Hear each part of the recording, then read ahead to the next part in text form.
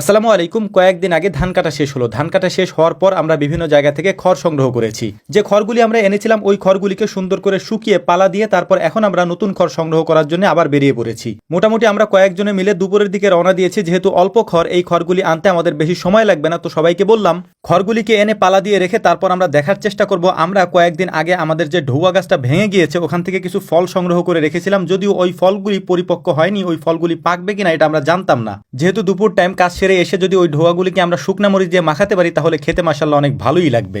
মোটামুটি আমাদের ছোটখাটো এক নসিমনের মতো খড় হয়েছে। তো সুজি মামা উপরে বসে পালাটা সাজাচ্ছিলেন এবং নিচ থেকে আমরা তাকে ধরিয়ে দিচ্ছিলাম, মানে এই যে খড়গুলি নিচে থাকে এই খড়গুলি তাকে উঠিয়ে দিচ্ছিলাম। উঠিয়ে দেওয়ার পর এই খড়গুলিকে এখন নিয়ে আমরা বের হয়ে পড়তেছি এখান থেকে। যেহেতু প্রচন্ড গরমের মধ্যে আমরা এসেছি তাই সবাই বললো যে একটু ঠান্ডা হালকা নাস্তা করে তারপর আমরা এখান থেকে রওনা দিই। তো মোটামুটি আমাদের খড়ের পালা দেওয়াও শেষ হয়ে গিয়েছে। এখন আমরা চলে যাচ্ছে বাড়ির দিকে। বাড়িতে গিয়ে তারপর আমরা প্রথম যে কাজটা করব সেইটা হচ্ছে আমরা এই ঢৌয়াগুলোকে অনেক আগে এরকম জাগ দিয়ে রেখেছিলাম কতগুলি পাতা এবং খড় দিয়ে, ওগুলিকে এর উপর থেকে উঠিয়ে দেখলাম যে মাশাআল্লাহ অনেকগুলি ঢোয়াই পেকেছে। তবে আমরা কয়েকদিন পরে যেহেতু উঠিয়েছি আর এগুলা একটা দুইটা করে পেকেছে, যেহেতু কয়েকটা পচে গিয়েছে, এখান থেকে বেছে বেছে কয়েকটা আমরা উঠিয়ে নিয়েছি। এগুলিকে আমরা এখন মাখাবো শুকনা মরিচ এবং লবণ দিয়ে। গাছটা ভেঙে যাওয়ার পরেও বেশ কিছু ডাল এখনো আছে এবং ওই ডালগুলিতে বেশ কিছু ঢোয়া এখনো আছে আলহামদুলিল্লাহ। আর এই ঢোয়া গাছটা আমার অনেক ফেভারিট একটা গাছ, কারণ এর ফলগুলো আমার সব থেকে প্রিয় একটা ফল।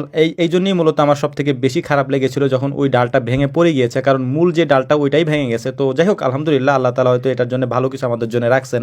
আমরা যেটা মনে করেছিলাম যেহেতু ফলগুলি অপরিপক্ক, মানে একেবারে কাঁচা অবস্থা আমরা পেরে ফেলেছি, হয়তো স্বাদটা তেমন হবে না, তো আমাদের ধারণাটা ভুল ছিল, কারণ এটা স্বাদ ভালোই মাশাআল্লাহ হয়েছে। আর একটা বিষয় সেটা হচ্ছে যে ফলগুলি পেকেছে সেই ফলগুলি হয়তো পরিপক্ক হয়েছে, না হলে তো আর পাকতো না আর কি। তো যাই হোক আলহামদুলিল্লাহ, আমাদের জন্য দোয়া করবেন। আসসালামু আলাইকুম ওয়া রাহমাতুল্লাহ।